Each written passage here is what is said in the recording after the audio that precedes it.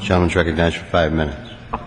Mr. Speaker, job creators across a wide range of industries have sent urgent calls to Washington, pleading for Congress to remove burdensome regulations that could destroy hundreds of thousands of jobs nationwide. Yesterday, I had the opportunity to meet with two of America's job creators, Carl Watson from Houston, Texas, who represents CEMEX, a global leader in building materials industry, and Brad Slayball of Hilltop Basic Resources, a small building materials and ready-mix concrete producer from Ohio.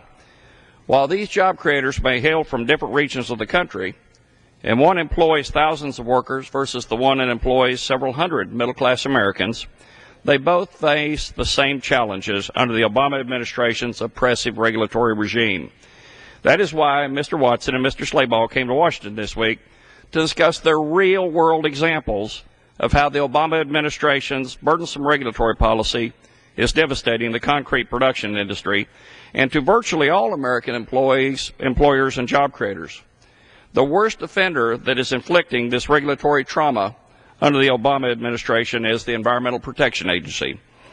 This week, the House is tackling some of the most economically dangerous regulations that the EPA has imposed on our nation's job creators, Boiler Mac and Cement Mac. These unwarranted and indefensible regulations are costing hundreds of thousands of much-needed American jobs at a time when unemployment stands at 9.1% and families and small businesses are struggling to stay afloat. Worse yet, both appear to be based upon ideology versus sound science and real-world cost-benefit analyses. Both the Boiler Mac and Cement Max could have a combined economic impact of more than 230,000 existing American jobs lost and $14.4 billion in projected compliance costs, according to the Council on Industrial Boilers.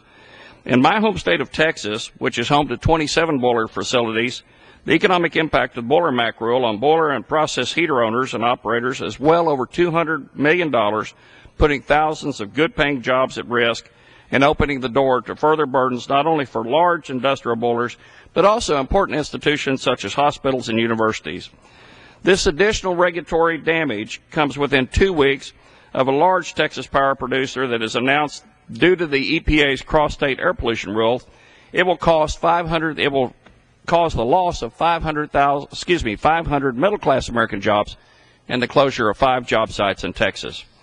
The Cement Mac regulations that CEMEX and Hilltop face are some of the harshest of 7 proposed or recently finalized EPA regulations targeting an already weakened cement industry.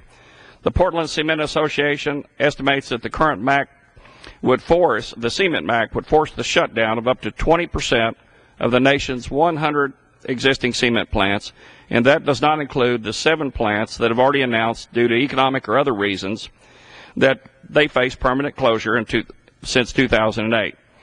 Both CEMEX and Hilltop are experiencing depressed volume levels, are having to shed middle-class jobs as they respond to increasing economic uncertainty being generated by unelected, unaccountable Washington bureaucrats. If the common sense relief that we are currently considering does not pass, these companies will face the shutdown of up to 20% of their operations. Such a decrease in production capacity of the cement industry would have a ripple impact across the economy, impacting not only cement manufacturing jobs, but also industries that rely heavily on them, such as construction and building. Worse yet, for all Americans, these jobs and plants will be relocated to foreign countries, further damaging America's already declining industrial base and middle-class job opportunities. The bipartisan legislation coming to the floor today will provide the EPA with at least 15 months to repropose and finalize new rules regarding the economically dangerous Boiler Mac and Cement Max. Without this common sense regulatory relief, the EPA's current rules endanger hundreds of thousands of American middle-class jobs nationwide by forcing plant shutdowns and relocation of American manufacturing and jobs to foreign countries. Congress and this administration can and should encourage private sector job growth in this country, not hinder it with unreasonable regulations. I urge my colleagues on both sides of the aisle and the Obama administration to join me in removing barriers to job creation and support both of H.R. 2250, the EPA Regulatory Relief Act of 2011, and H.R. 2681, the Cement Sector Regulatory Relief Act of 2001. Thank you. I yield back. Gentleman yields back. For what purpose does the gentleman from New York rise?